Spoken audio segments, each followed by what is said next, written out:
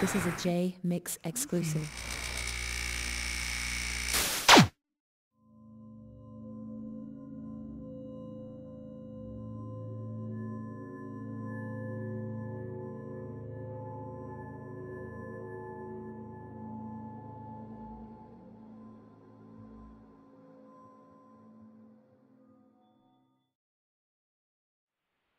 As much as I wanted to hate Suge or be mad at Suge after everything settled, I had to ask myself, was he ever rude to me or asshole to me?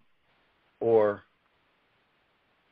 I seen him in intense situations, but he never treated me like that.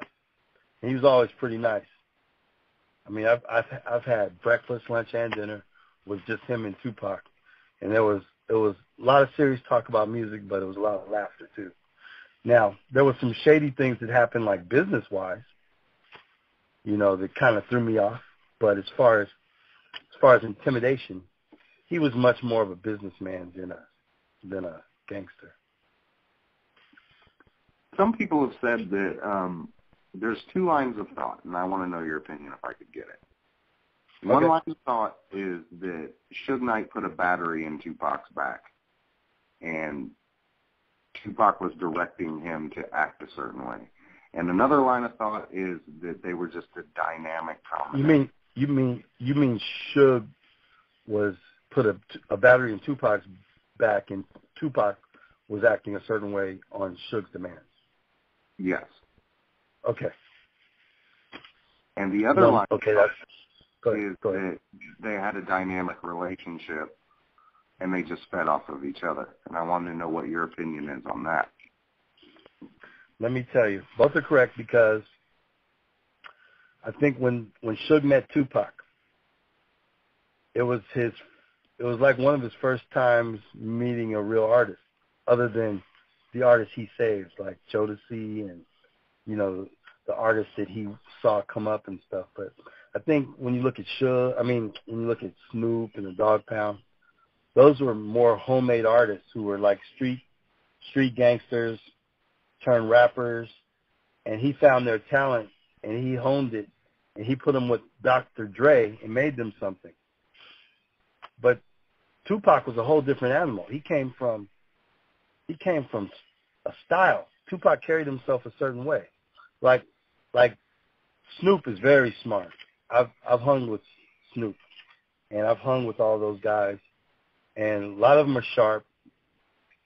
Nate Dogg kind of kept to himself, but a lot of those guys are sharp, but they're just like normal dudes. But 2Pac was kind of something different. He was a philosopher / actor / comedian. He had a soul that was big. And when they met, they hit it off. So there was a natural handshake between Suge and 2Pac, similar to when I first met 2Pac. It was like, who the fuck is this motherfucker? And Suge, I'm sure, experienced that. I could tell. Suge always wanted Pac to be around.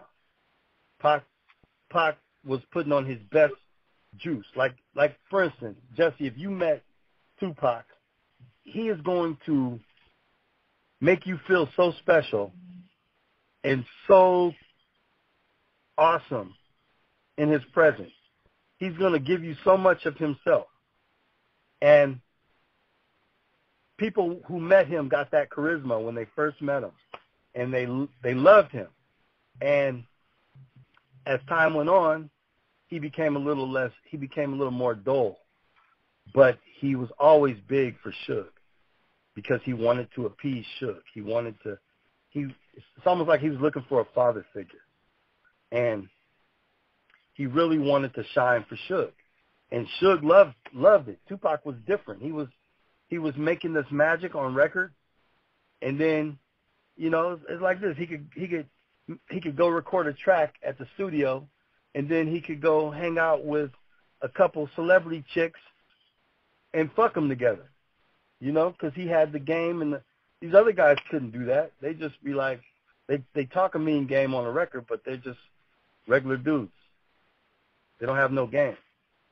Not to diss anybody, but Tupac was raised by the best from the Bay, and that Bay shit was very prevalent, and so that's the one side.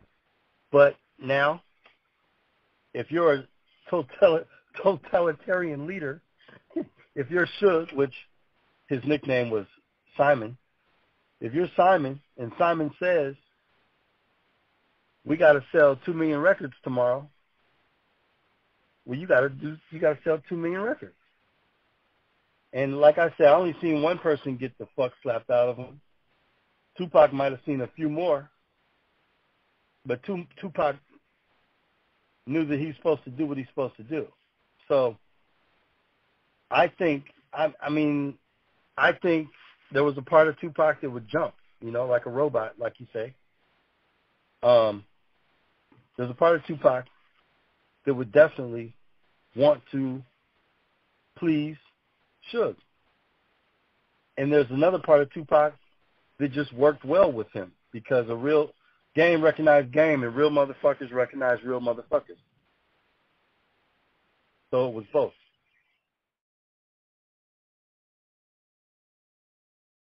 This is a Jmix exclusive.